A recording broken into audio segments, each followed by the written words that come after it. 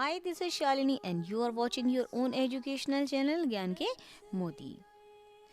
Dear viewers, UP board solutions के अंतर्गत कक्षा 6 हेतु चल रही संस्कृत प्यूषम से आज हम करेंगे षष्ठा पाठा, जिसका शीर्षक है धरती रक्षता का अभ्यास कार्य।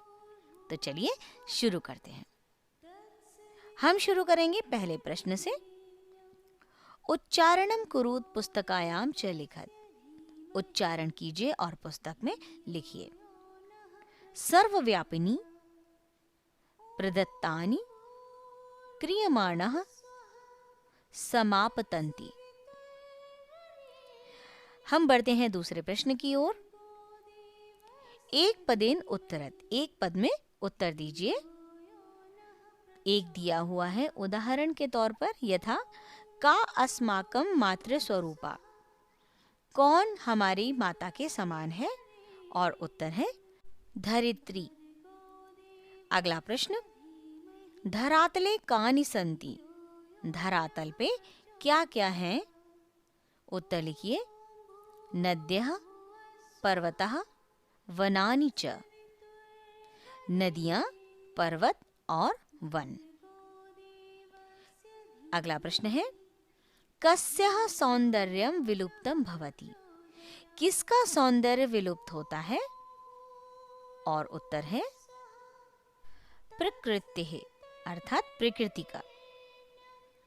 अगला प्रश्न, शुद्ध प्राणवायु के ददति, शुद्ध प्राणवायु कौन देते हैं, उत्तर लिखिए वृक्षः, यानी पेड़। अगला प्रश्न है, विपत्तीनां निवारणाय कस्यः रक्षणम आवश्यकम, विपत्ति के निवारण के लिए किसकी रक्षा करना आवश्यक है, और उत्तर है वसुधायाः, अर्थात वसुधा की। डियर व्यूअर्स, ये थे एक पदेन उत्तरत। अब हम बढ़ेंगे पूर्ण वाक्येन उत्तरत, यानी पूर्ण वाक्य में उत्तर दीजिए इस प्रश्न पर। पहला प्रश्न है, पृथिव्याः अपरम नाम किम, पृथ्वी का दूसरा नाम क्या है, उत्तर लिखिए पृथिव्याः अपरम नाम धरित्री, पृथ्वी का दूसरा नाम धरित्री है। अगला प्रश्न, प्राकृतिक संसाधनानां दुरुपयोगम कः करोति, प्राकृतिक संसाधनों का दुरुपयोग कौन करता है, उत्तर लिखिए प्राकृतिक संसाधनानां दुरुपयोगम मनुष्यः करोति, मनुष्य करता है।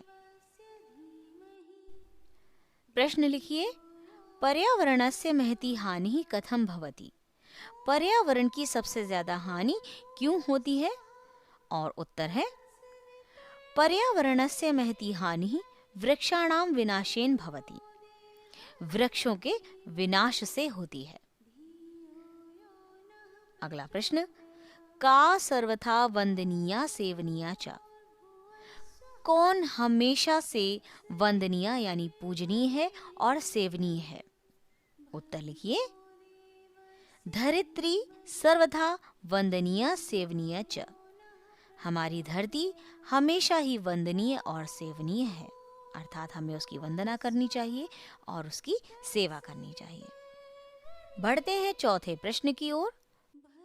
मंजुषातः उचित विशेषण शब्दान चित्वा वाक्यानि पूरयत, बक्से में से उचित विशेषण शब्दों का प्रयोग करके वाक्य को पूरा कीजिए। विशेषण शब्द दिए हुए हैं प्रदूषितम, मातृस्वरूपा, जनसंख्या और रक्षणम। भरिए, इयम अस्माकम मातृस्वरूपा, ये हमारी माता के समान है। अगला है, अधुना विश्वस्य वर्धमाना जनसंख्या शोचनीय, अब विश्व की बढ़ती हुई जनसंख्या विचारणीय है। अगला देखिए, अस्माभिः वसुधायाः रक्षणं कर्तव्यम, हमारे द्वारा धरती की रक्षा की जानी चाहिए। अंतिम देखिए, वृक्षाणां विनाशेन पर्यावरणम प्रदूषितम भवति, वृक्षों के विनाश से पर्यावरण प्रदूषित होता है। अगला प्रश्न है चित्रानुसारम संस्कृत वाक्यानि रचयत।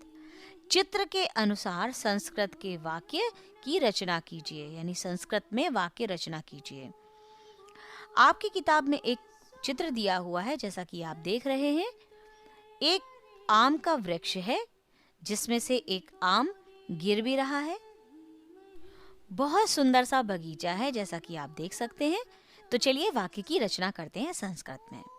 पहला वाक्य लिखिए, उद्याने एकः आम्र वृक्षः अस्ति।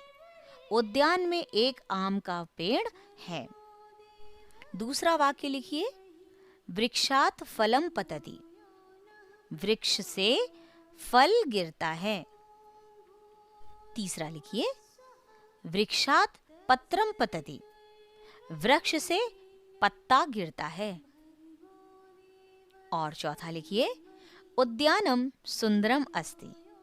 उद्यान यानी बगीचा सुंदर है। हम बढ़ेंगे अगले प्रश्न की ओर, जो कि छठा है।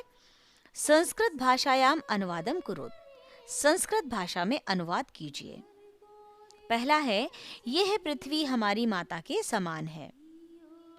संस्कृत में अनुवाद कीजिए, इयं धरित्री अस्माकं मातृस्वरूपा अस्ति। दूसरा है, इस पृथ्वी को वसुधा भी कहते हैं। पृथिव्यः अपरम नाम वसुधा अपि अस्ति। अगला है, हम सूर्य से ऊर्जा पाते हैं। संस्कृत में अनुवाद लिखिए, सूर्यात् अस्मभ्यम ऊर्जा प्राप्नोति। अगला है, माता और मातृभूमि स्वर्ग से भी बढ़कर है। लिखिए, जननी जन्म भूमिश्च स्वर्गादपि गरीयसी। सातवां प्रश्न है, पाठात् शब्दम चित्वा स्वमित्रः सह अंत्याक्षरीम कुरुत। पाठ के शब्दों को चुनकर स्वमित्र से, यानी स्वयं के मित्र के साथ, अपने मित्र के साथ अंताक्षरी कीजिए। यहाँ मैं आपकी सुविधा के लिए आपको प्रश्न समझा देती हूँ, आपको भी खेलने में मजा आएगा।